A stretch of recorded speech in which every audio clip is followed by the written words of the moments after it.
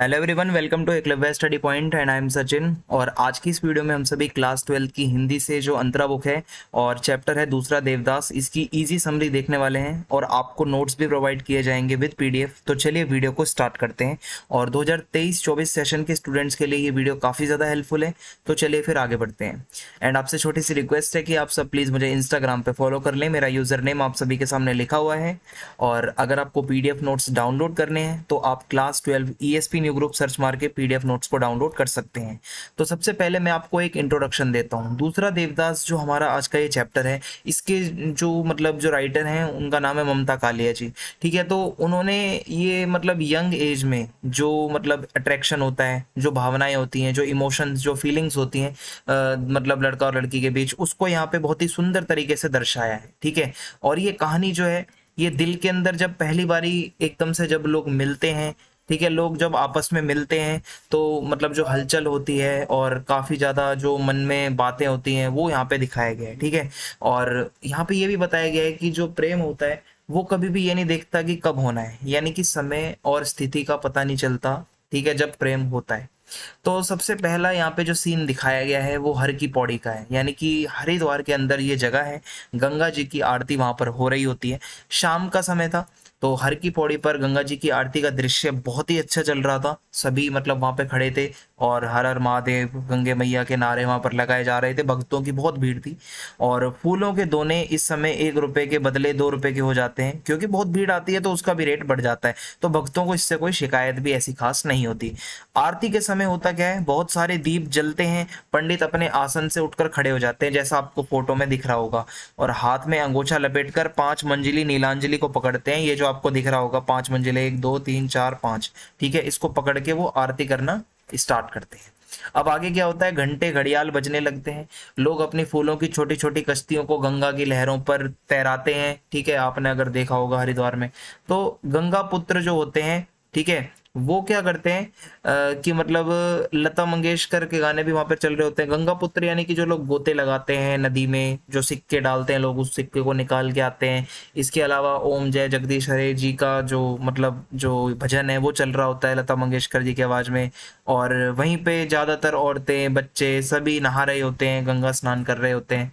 अब आगे यहाँ पे गंगा पुत्र के बारे में कुछ लिखा हुआ है आपको। ये गंगा पुत्र का मतलब ये है कि जो लोग गोताखोर होते हैं, यानी कि जो लोग गोते लगाते हैं नदी में, अगर कोई डूब जाए तो उसको बचाते हैं, या फिर अगर सिक्का डालते हैं, ठीक है, सिक्का डालते हैं और उसको फिर लोग जो डालते हैं उसको ये निकाल के आते हैं। और इनकी जीविका जो है, यानी कि इनका जो रोजगार कैसे चलता है, ऐसे ही चलता है। लोग कभी कभार क्या करते हैं, जो डोना होता है, जो कटोरी जैसा, उसमें फूल डाल के बहा देते हैं गंगा मैया में, तो ये उसी में से पैसे निकाल कर आते हैं और उसी से इनका जीवन चलता है। अब यहाँ पे लोग अपना जो डोना होता है वो लहरों पर बहा देते हैं, तो गंगा पुत्र जो होते हैं वो वहां पर उठकर उसको निकाल लेते हैं और उनका पूरा जीवन एक तरीके से गंगा घाट पे बीतता है। और गंगा ही उनका ये कह सकते हो कि उनकी आजीविका है। और वो 20-20 चक्कर लगाकर मुंह में रेजगारी बटोरते हैं। रेजगारी यानी कि खुले पैसे वो निकाल के आते हैं जाकर। और आप ये कह सकते हो कि उनकी जो बीवी है, उनकी बहनें हैं, वो इन्हीं सिक्कों को बेच बेच कर नोट कमाती हैं। लोगों को वो नोट दे देते हैं, और नोट ले लेते हैं, सिक्के दे देते हैं। अब यहाँ पे पुजारी जी का आशीर्वाद, ये एक और सीन आता है। इसमें क्या होता है कि संभव नाम का एक लड़का था इस कहानी में। वो अपनी नानी के पास आया था, उसने इसी साल अपनी एमए करी थी और वो यूपीएससी की तैयारी करना चाहता था, तो वो वहां पे आया था नानी के घर। तो माता पिता की आज्ञा के अनुसार वो हरिद्वार में गंगा के दर्शन करने जाता है ताकि यूपीएससी में उसका सिलेक्शन हो सके। और बहुत देर तक स्नान करने के बाद वो पानी से बाहर आया और पंडित ने उसके माथे पर चंदन का एक तिलक लगाया। और जब पुजारी उसकी कलाई पर कलावा बांध रहा था, तो भाई उसी समय एक दुबली नाजुक से कलाई पुजारी की तरफ बढ़ी, यानी कि एक और इंसान का हाथ आगे आता है और उसने भी पुजारी जी ने भी उस पर भी कलावा बांध दिया। और वो एक लड़की थी, और लड़की को देखकर संभव के मन में कुछ हुआ, वो अट्रैक्ट हो गया उससे। ठीक है, और लड़की ने बोला कि अब तो आरती हो चुकी है, अब हम कल आरती की बेला आएंगे। अब ये हम तो उसने अपने लिए कहा था कि मैं वो हम कहती है कि हम अब कल आएंगे, लेकिन पंडित जी ने ये समझ लिया कि ये दोनों लड़का लड़की साथ में आए हैं। तो पुजारी जी ने हमको युगल अर्थ में ले लिया, यानी कि उसने सोचा ये कपल्स हैं, तो उन्होंने आशीर्वाद दे दिया, सुखी रहो, फूलो फलो, जब भी आओ साथ आओ, गंगा जी आपकी मनोरथ पूरी करे। तो भाई यहाँ पे वो बहुत ज्यादा एम्प्रेस हो गए, है ना। उन्होंने, पुजारी जी ने ये समझा ये तो कोई प्रेमी प्रेमिका होंगे, परंतु वो तो अनजान लोग थे। अब यहाँ पे क्या होता है आगे, संभव के मन में हलचल होने लगती है। तो भाई उस लड़की से छोटी सी मुलाकात में ही संभव के मन में बहुत ज्यादा मतलब बहुत कुछ हो गया था, वो बेचैन हो गया था और उसकी भूख प्यास भी मतलब मिट गई थी। उसको बस दिमाग में वही चल रहा था। नींद और सपनों के बीच उसकी आंखों में घाट की पूरी बातें आ रही थी, गंगा घाट पे जो उसके साथ हुआ था। तो संभव उस लड़की को अपने मन की बात बताना भी चाहता था और उस रात संभव को ठीक से नींद भी नहीं आ रही थी।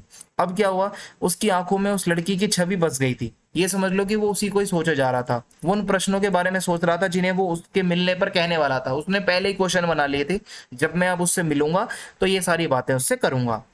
तो संभव के जीवन में आने वाली ये पहली लड़की थी, कभी उसने पहले किसी से बात नहीं की थी। अब यहाँ पे मनसा देवी मंदिर का एक सीन आता है। तो संभव ने जब मनसा देवी के मंदिर में प्रवेश किया, अब संभव मनसा देवी जाता है, थोड़ा ऊपर पहाड़ी पे बना हुआ मंदिर है ये, और वहां पे वो अपनी मनोकामना पूरी करने के लिए लाल पीला धागा बांधकर एक गांठ लगा रहा था मनोकामना की। तो संभव ने भी धागा लेकर बांधा और उससे बांधते समय पारो के विषय में वो सोच रहा था कि कितना अच्छा हो कि वो अगर वो पारो से मिल जाए। उस लड़की का नाम पारो था और इसका नाम संभव है।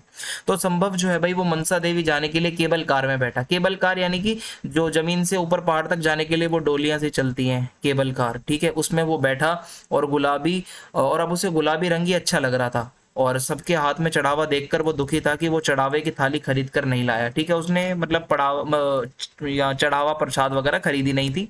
तो नीचे पंक्तियों में सुंदर सुंदर फूल खिले हुए थे। पूरा हरिद्वार सामने खुला हुआ था, जगह जगह मंदिरों के बुर्ज और गंगा मैया की खूबसूरत धार दिख रही थी। अब आगे क्या होता है, मनोकामना की गांठ। अब ये जो पेड़ होता है ना, इसी के ऊपर सभी लोग गांठ लगा रहे थे मनोकामना की।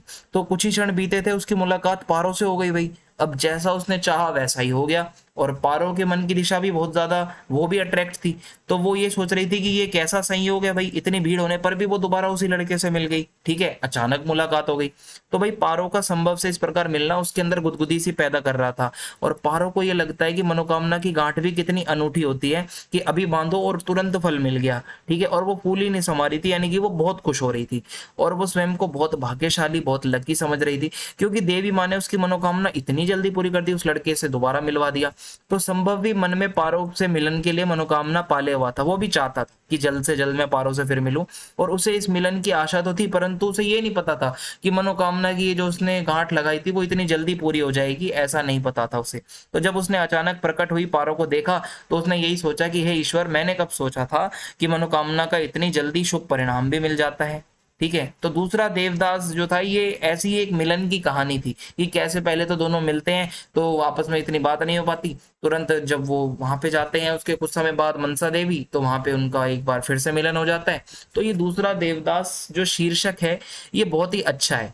देवदास का नाम आपने पहले भी कभी सुना होगा, ये प्रेम कहानी का मतलब मेन पात्र होता है, लेकिन इस कहानी में वो जो उसका नाम है वो संभव है। और पारो तो उस कहानी में भी थी देवदास की पारो, इसमें जो है पारो संभव की पारो है, ठीक है, संभव है हीरो का नाम।